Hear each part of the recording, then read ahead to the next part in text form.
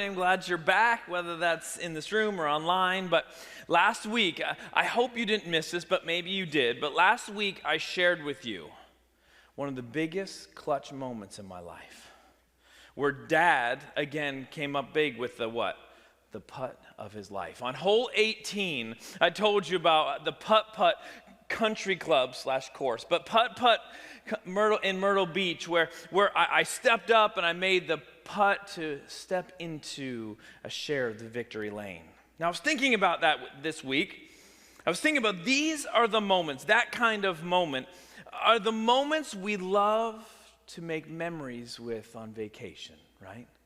These are the memories and why we go on vacation and we save up our money to go. It's why we think about vacation for months beforehand. It's why we love these destinations that we go to create these memories, to relax, to just spend time with each other. I may have been a bit dramatic about the putt-putt, but these are memories that we remember and why we go. We love the destination of our vacations and those memories we make. But what about before we get there? When something happens along the way. Have you ever been on your way to, say, a vacation and you ran into some crazy traffic that changed your plans up completely? This is what happened to the Moores this year. We were headed to Myrtle Beach, as you know, and this is a trip that we make every year since the kids have been growing up, and this is a 9-hour trip. It's just what we do. Well, the morning we woke up is on Friday, and we got the kids packed, and we were ready to go, and there was a ton of excitement, and you felt that before. I'm getting out of town. I'm getting away from my church. No, I didn't think that. I didn't get away from my church. I promise. No, we're packed up, we're ready to go, we're in the car, and we head out to Myrtle Beach. And about an hour into the trip, we find ourselves in Leeds, Alabama. You know what's in Leeds, Alabama, right? Come on. So Jackson had never been to Buc-ee's before, so what do you got to do? We got to pull over. We top off the tank a little bit, and we go in to the most hyped gas station in the history of gas stations, right? And when you walk into Buc-ee's, it's basically just take my money, right? Just take it. Like, it's just, there's so much stuff. It's just, the food is great. You can buy everything from birthday gifts, Mother's Day gifts, Christmas gifts, you name it, you're buying it at Buc-ee's. Well, we walk around, we enjoy it, they take a little bit of our money, but we're done, and so Jackson has got his fill. He was not nearly as excited as he should have been, but he got his fill. We get back in the car, okay? The trip, we're still excited, we're going as a family, it's just wonderful, and then all of a sudden, we run into rain. And we run into rain, and we run into rain, and all of a sudden, time is lost. We keep going through the rain, and you know what we run into because of the rain? Accidents. We run into multiple accidents, which means time is stolen away. Over and over and over, time is stolen until we're going down the road, and it's supposed to be a 9-hour trip, and there you go, it's 9. And then it's 10 hours. And then it's 11 hours. And it's beyond 12 hours. And you know how this feels, right? Our once excited self is now just, I'm tired. My neck hurts. My back hurts. My leg hurts. And just get me out of this car. Amber's done with it. The kids are done with it. The excitement is gone. Now we get to our location, and it's just, get me out of the car. Right? Have you had that feeling before? It starts with excitement and the hopes and anticipation, and then it's just, get me out of this. There's this in the middle suffering that goes on. And I think about this journey that the Moores take, and isn't this experience kind of the picture of life sometimes? That we do start moments in our life where we feel this hopefulness, we feel this excitement, we feel this like this is going to be good. But then life happens. And maybe today, for somebody in this room, somebody online, life is happening. You know what I mean? Life is happening. You're in the stage where the excitement has been sucked away. And what you're left with is, I just want to get out of this scenario. Well, we've been walking along all summer long through the book of James. If this is your first week, I am so glad that you're here. We started the beginning of June, and next week is our last conversation with James. And in James today, he needs to encourage us a little bit. James, I've been telling you this whole time that James has been a challenging, in your face, hey, I want you to grab a hold of this, and almost calling us out. But today I almost feel like he needs to encourage us. He needs to encourage us because he's been the places that you and I have been, or maybe are going to be.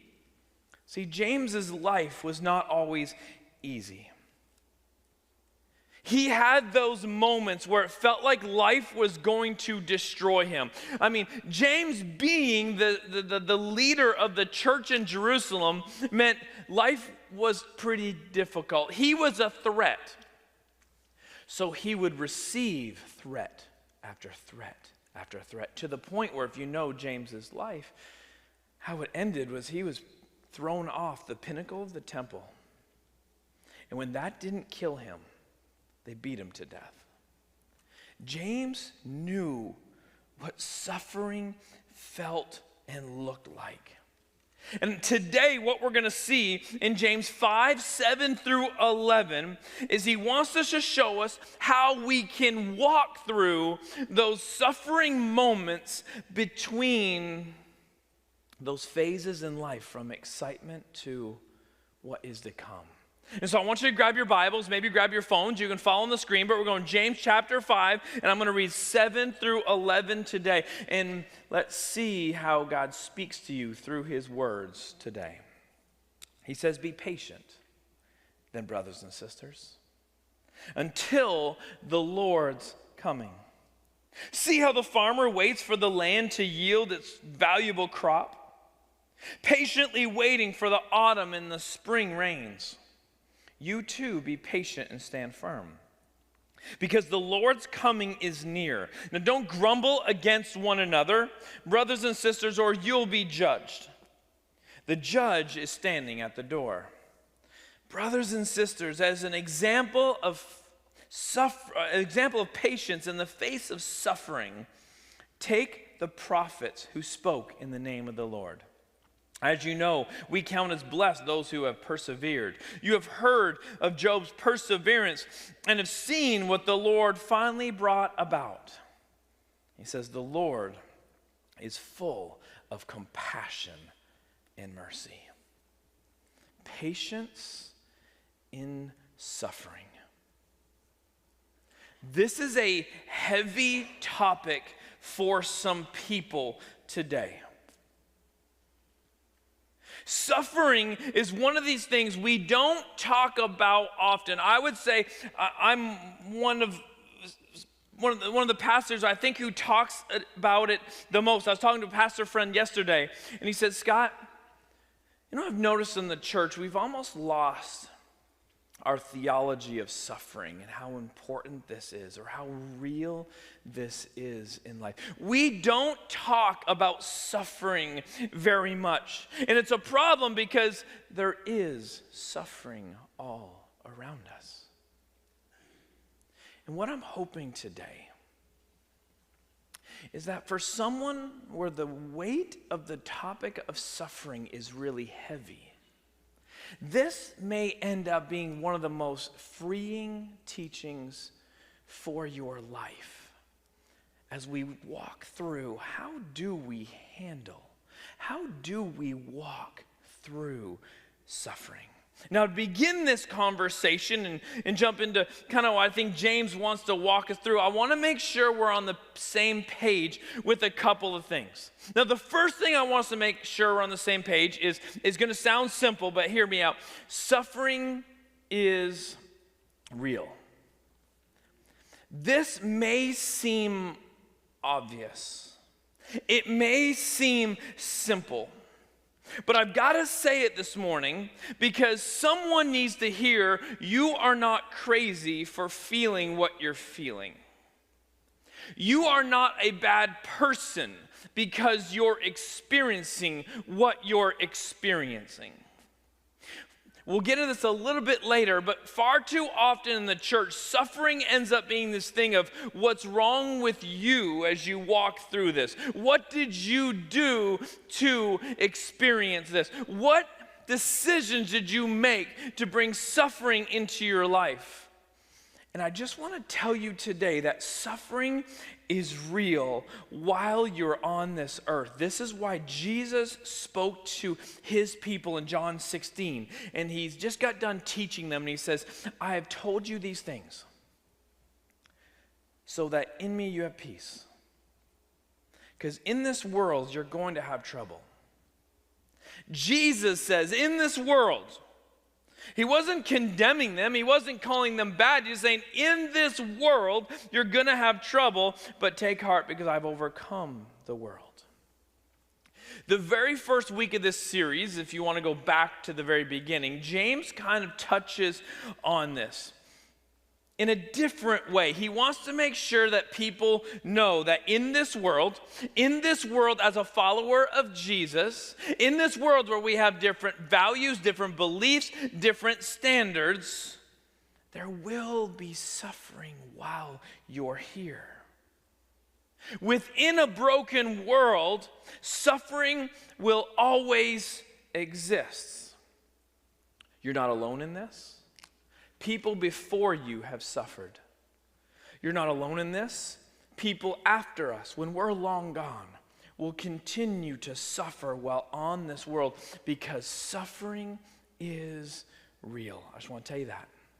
Now, the second thing I want to tell you is that suffering is subjective based upon our perspective. Suffering is subjective based on our perspective. This is what I mean by this. You have the choice to make in how you view the hard times in your life. Do you know that? You have a choice in how you view things. One of the best things I've learned from more mature people who've walked through life more than me. Dr. Tim Fox a few weeks ago talked about wisdom and how we can gain wisdom by hanging out with people who possess wisdom. Listen, I love hanging out with people who have lived more life than me. And one of the things that I've learned from them over and over is you have a choice. That your perspective can change in how you walk through anything. What I've learned is we can turn anything and everything into suffering if we want it to. But I've also learned that we can do the opposite as well. Just because something is hard doesn't mean it's suffering. And let me tell you why I need to bring this side of it up. Is that the more we label things as suffering, I think the more that those harder moments can become our identity in life. That what happens is, and I've seen this unfortunately, that what can happen is we can make life a life into a series of suffering circumstances that never ends. We can do this because life is going to have hard moments quite often. And what can potentially happen if we turn life into a never-ending series of suffering circumstances, then what this can do is can create a cycle of us always losing or being a victim in life. And when I've seen people go through this is like Pastor Scott kind of like fighting for you right now, okay? When we do that, it is really hard to break out of that mindset and that lifestyle. When we do that, we can often become like the character that maybe you saw growing up in Winnie the Pooh. We can have what I simply would say like an Eeyore mindset, right? everything is always bad. I am always losing. And it is so hard to break out of this mindset that ends up bringing destruction. So let me be clear. I started this with suffering is very real.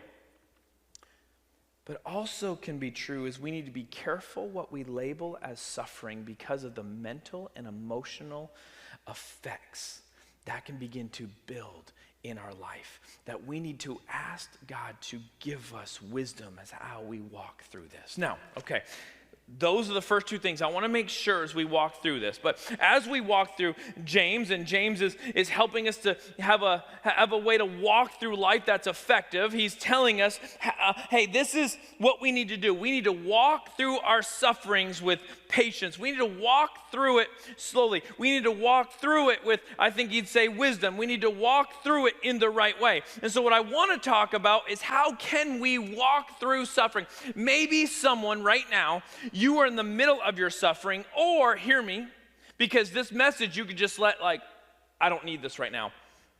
You may be about to walk into a hard season, and God needs to speak to you preemptively of how to walk through it successfully. And so I think we have choices in how we walk through our suffering, and I need some grace this morning, okay? Because I'm about to be like a cheesy Pastor Scott, okay? Because how I'm going to break this down is super pastor-like, okay? Because I think there are 4 ways that we can walk through suffering, 3 that I think are unhealthy, and 1 I think where James wants to bring us. And so can I tell you what they are if you're the note takers? Just don't make fun of me, okay? When walking through suffering, I think we can fight. I think we can fright. I think we can flight. And sorry, I can't make this, or we can have faith, okay? So I can't finish this whole deal, but Pastor Scott goes, we can fight, we can fright, we can flight, or we can have faith. That's all I could come up with, okay? So I want to walk through these because how we walk through suffering determines how we walk out of suffering, okay? And so the first one I said is when we get into this moment, our reaction to it can be to fight. Now, on the surface, this one sounds like, of course I would do that. I determine when in the middle of my suffering, I'm going to grit my teeth and I'm going to get through it. And we feel good about ourselves in this moment. The problem is this actually I don't believe is a God-given mindset. I think it's a mindset the world gives us. Because what does the world say? When life gets tough, what are we supposed to do? Get tougher. When life gets tough, it's our job to get tougher. We need to get strong. We need to push through, grit your teeth, and just make it happen. The problem is then we read Scripture, and it tells us things like, your weakness allows God's strength begin to work on your behalf. When you relinquish the fight, it releases God to fight on our behalf. And hear me on this. I think sometimes we fight so hard in ourselves. We don't allow the pain and suffering to produce the supernatural power of God in our lives. Think about how you walk through the hardest moments. When you see it coming or you're in the middle of it, do you just, it's mind over matter and just bear down, I'm going to get through it? And think about this. Is there a chance that you fought so hard in yourself, it didn't allow the supernatural power of God to begin to work in you because you had so much of it, the power needing to be in your hands. So you didn't experience supernatural grace. You didn't experience supernatural mercy. You didn't experience supernatural relationship. You didn't experience supernatural love. You didn't experience supernatural healing because you put it on yourself to how I'm going to walk through this suffering. Maybe it's because you don't know any other way. Maybe you blame yourself for the suffering, that you got yourself into the mess and I got to get myself out of the mess. Whatever it is, the problem is this is a world mindset that's given to us, not a God mindset that's given to us. When pain and suffering is experienced in our lives, it gives the opportunity for God to be God and lets us be us. It puts us in the right seat. So the question I have for you this morning is, if you're going through a painful, suffering moment right now, are you trying to be so strong that it's blocking God from being in your pain with you? I need you to remember this when you walk through it. Are you going to be so strong and almost take pride in how strong you are that you don't allow God to be in your pain with you? Okay, so that was fight, okay? And I think there's something to be said for being strong. It's just, what are we strong in? Oh, the second one, though, what did I say it was going to be? Fright. Fright, okay? Couldn't it be said that when we experience suffering, that isn't it so easy for that suffering to paralyze us in fear? Have you ever had that moment? For those of you who've lived life, I talked about you have maturity, you've got wisdom, you've walked through. Have you ever been in a moment that you've almost been paralyzed with fear? That can't our suffering turn life into a prison of fear that we can never get out of? And what happens to us is a moment of suffering turns into a lifestyle of suffering, and fear becomes our default emotional response. So I love that God uses David, King David in the Old Testament. He writes so many of the Psalms. He writes to us a psalm that's become very famous, but it's become very famous for a reason, because many of us walk through down moments. And so in Psalm 23, verse 4, just read a part of it. He says, even though I walk through the darkest valley, I will fear no evil, for you are with me. Your rod and your staff, they comfort me. Reminder, suffering in this world is a byproduct of brokenness. But just like I read John 16, there is someone that is greater than anything you're going to face in this world. That we don't have to live life where fear dominates us, because we are not alone. In your life right now, has suffering turned you into a fearful person, and you need to be reminded that you are not alone. That God truly wants to be the comfort in your life as you walk through this. Sometimes we fight. Sometimes we fright. But sometimes we just flight, okay? Sometimes we just flight. Just like the first two, maybe someone is in suffering right now, and your first response is to what? Run. Your first response is to escape. And we typically don't realize that we're doing it until after the fact. We didn't realize that we were running. We didn't realize that we were escaping. That sometimes we run from God in these hardest moments. And sometimes we run from reality in these moments. Now, I think that running and escaping is a natural response. I think that's a natural response that we do. The problem is, we often run to things that make things worse. We run to things that make it even more unhealthy. Like we run from God, to people that actually make our suffering worse for us. We run from God, and we run to distractions that take us away from God, but they actually make things worse. Now, we even do this in the church, that we run from reality of our suffering. And for whatever reason, this is a little cultural thing, I think, within the church, is that we don't like to live in the reality of our suffering. So we walk in on Sunday mornings and people tell us or ask us how we're doing, and we're like, we're great. Everybody in this room right now, you're great, right? If I walk up to you in one of the lobbies, or you see me running around here, loving you guys being here in the morning and stuff, and I go to you, how you doing? Great. Awesome. I hug you and I do my thing. Can I just tell you, I know you ain't always great. And I know maybe that's not the moment to get into it, so I'm not going to push you, but you're not fooling me. We're not always great. But there's something sometimes in the church where we feel like we've got to answer that because we don't want to admit. We don't want to be vulnerable because everybody else seems great, so I should be great. We don't want to live in the reality of our situation.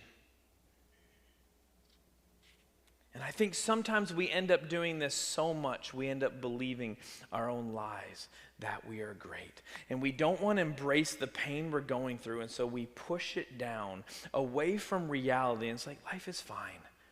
But what we're really doing is we don't want to deal with the reality of the suffering and the pain, the hard moments that we're in. And I think we know this isn't good for us, but there's something to say for just in the short term, like living in a different reality because we just are worn out from what we're going through. But what if the right response is not to run from God or run from reality, to just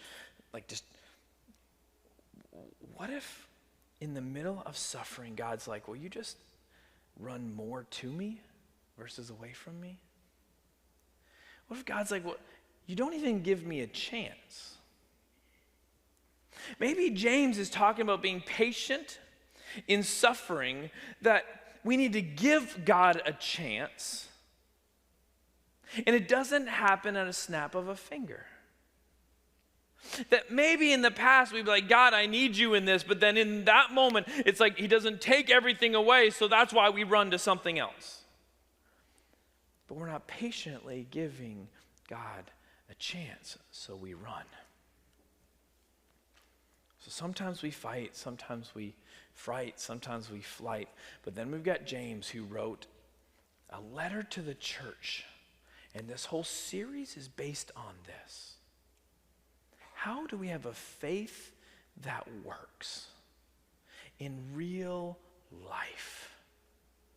And so maybe those first three things aren't the way we should walk through life, but we should really walk through our suffering with a faith that believes that God is still working, God is still there, that God knows what's going on. And maybe faith should be that foundational thing that says, okay, I'm going through this hard stuff, but what now? And I think the what now is what you're going to see. I think there's 3 action steps I want you to take this morning if you're in this or about to be in this, that maybe can help you walk through your suffering a little bit more patiently, a little more in faith. And the first one is, I think when we're in the middle of suffering, we need to get a vision. Get a vision.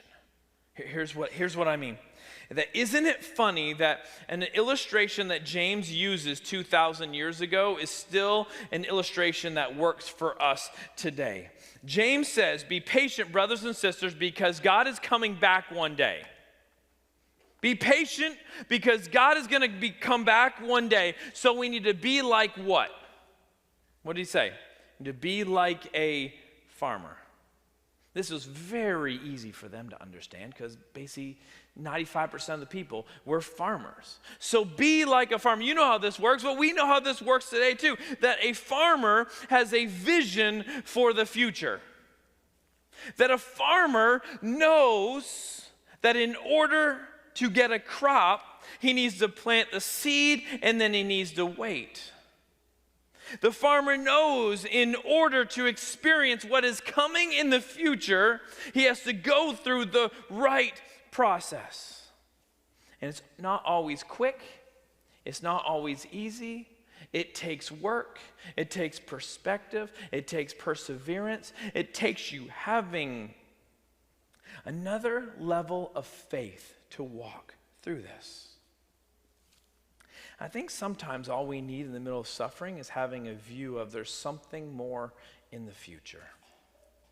Isn't it just a little bit of hope that what I see right now is not all that it's going to be? Isn't there a moment in our life where sometimes we need to go, listen, I know this is hard, and all I need is to see a glimpse of the future. This is the phrase we use. We need to see a light where? At the end of the tunnel. We grab a hold of these phrases because we just want to know there's something else than what I'm living in right now. And so the farmer, I think James says, has a vision of what's to come. And I think sometimes we need to go to God and say, I don't need to know everything, but can you remind me that there is more to come? Can you speak to me that there's something else more than this?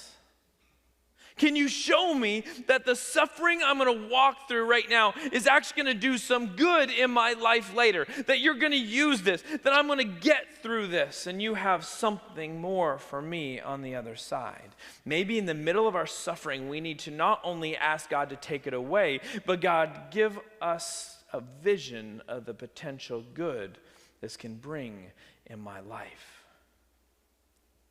The farmer knows, well, it takes a lot of work, it takes a lot of patience, it takes a lot, this can produce something that he needs for his life.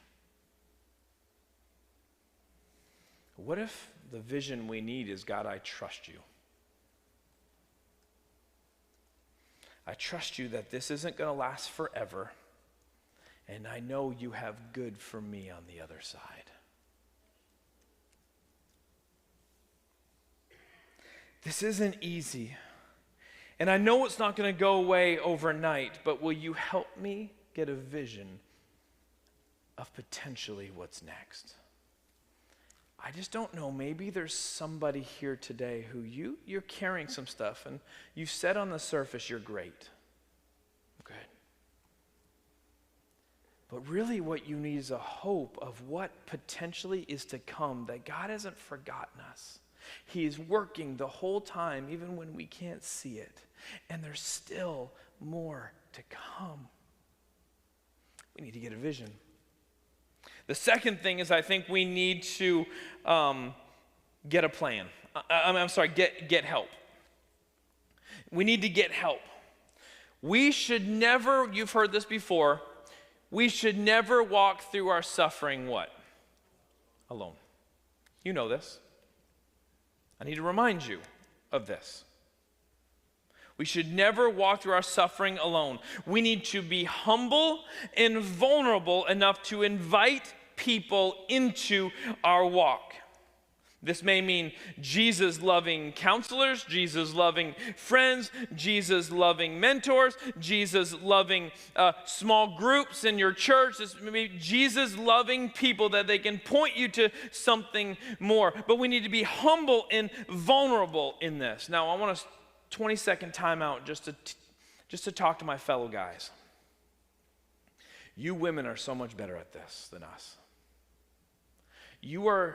I see so much more often that you're willing to talk to your friends and say life isn't great. But guys in the room, we are terrible. Do you know why? Because we're arrogant. I feel like I can say that to you because I'm a dude too, all right? We're arrogant. For some reason, we have sold ourselves on a lie that says we have to have things together. That we need to be strong. We've been told we got to be strong in our household and everybody can lean on us. And that may be true that we need to be a cornerstone in our homes, but that doesn't mean that we're always good. And we are bringing destruction to ourselves Sometimes our wives, our friends, our kids, because we can't admit we aren't always good. So women, keep setting the example. If you're not good at it, then get better. But men, you got to invite someone into your life that you can just say, I'm not great right now. Because that not dealing with your not doing great is destroying you from the inside out. And you may not see it now, but it will come to life some way in the future. It's hurting your relationships now, and it's hurting your relationships later. A lot of you know that my son, Jackson, who's 16, tore his ACL a few months ago. The moment after he tore it, what did we do? We went to the doctors, we had surgery, and then follow-up. He's been at physical therapy 3 times a week for the last 3 months. And then the other days of the week, he's been given a plan on what to do. Why do we do this? He needs someone who's been there before, someone who's trained, someone who can help him walk through this. And here's the deal. We understand this. It would be silly for Jackson to leave the hospital and not get help. What are you doing? You got to rebuild your strength. Jackson, you want to play basketball again at County High? You better get this fixed. You got to go get help. But then in life, we don't have the same principles. He needs someone to push him. He needs someone to care about his recovery. He needs someone to walk this through with him. Even on the days his mind says, I don't want to do that. On the days that you don't want to invite people into your life is the day you need to do it the most. So you need to get a vision. You need to get help. And the third thing maybe is you need to get active. Maybe your approach to the hardest moments in your life is I'm just going to wait it out, right? Maybe that's your thing. Look at me. Maybe that's your thing. It's like, I know it's hard, but it's not, you have perspective. It's not going to last. I'm just going to wait it out. James tells us, yes, have patience. But what can you do in the meantime? What can you do in the meantime as you walk through this suffering? You may have limits, but you're not totally limited. You may have limits because of what you're walking through, but you're not totally limited. Where could you be active in serving someone else? Where could you get active in physically and mentally becoming healthier even through this? Maybe if it's just through a distraction. Maybe what you need right now is to get your mind off yourself and just the heaviness you're walking through so you can give yourself somewhere else and just be a distraction moment. Can I tell you that the more you think about yourself, the more your suffering becomes deep in your life. That's why James says, stop complaining. Don't complain to each other. Don't complain to you. Complaining about anything, quite frankly, is not going to bring any result that you want. It's actually digging you deeper into the thing you're feeling, the pain that you're going through. He says, no.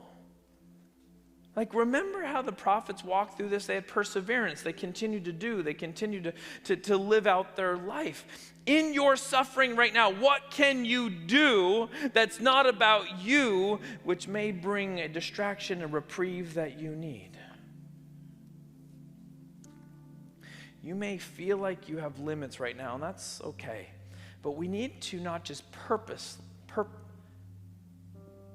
we need to have a purpose in our waiting.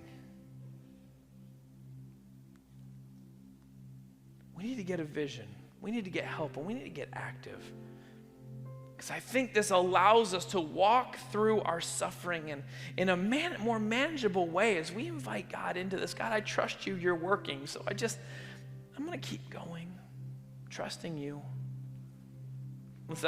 That trip to Myrtle Beach turned from 9 hours to 12 and beyond, whatever, and I just wanted out. It's so minor in life, right, to what maybe you're walking through. But can I also tell you the truth is, after we got there, we unpacked our stuff, and we had a night's rest. The next morning we woke up, we realized that drive is over. and we got to move on in our vacation. That the vacation wasn't over. I still had my putt-putt moment. I still had time at the beach. I still could ride around the golf cart where we are with the kids and we make memories. Just because that moment was terrible didn't mean everything was destroyed. I think this is why James says, the Lord is coming back. I think all he's saying, reminder that this isn't everything that you're going through. What you're going through right now is not everything for life. There is more, okay? But maybe you need to invite God into your scenario. Because I want to tell you something. The God that worked in the time of James is the same God that works in our life. And maybe this morning as we end, if you're used to One Hope, you know what we do at the end. I want to offer a time for you to respond to what God is speaking to you. Not just necessarily what I'm speaking, what God is speaking to you. We open altars up, not because this specifically is anything special, but there is something special about bringing something to God. Maybe you walked into today and you know at One Hope, we believe in prayer. You know, we believe that God moves and works, and we don't just sit in what we've got. We bring it to God. Maybe today there's something you're suffering in. God, I want to give it to you because I want to walk through faith. We just want him to begin to walk through it with us. Because James knew suffering. But the God that helped him is the same God that wants to help you. And so can I just pray and invite you in to however you want to respond? I don't know what your story is right now, but I just want God to speak to you specifically. Heavenly Father, I don't know what people are carrying right now. And maybe it's in this room, or maybe it's someone watching, listening online. There's something carrying, and right now we need to give it to you. Because we need to invite you into our pain. We need to invite you into what we're covering. Maybe, God, we need to be praying on behalf of someone else, interceding on their behalf because of what they're going through. But God, I just pray that you would remind us today that you worked in the past, you work in the present, and you will work in the future. Because you're a God that never changes. So if you want to speak something to us today, God, we're listening.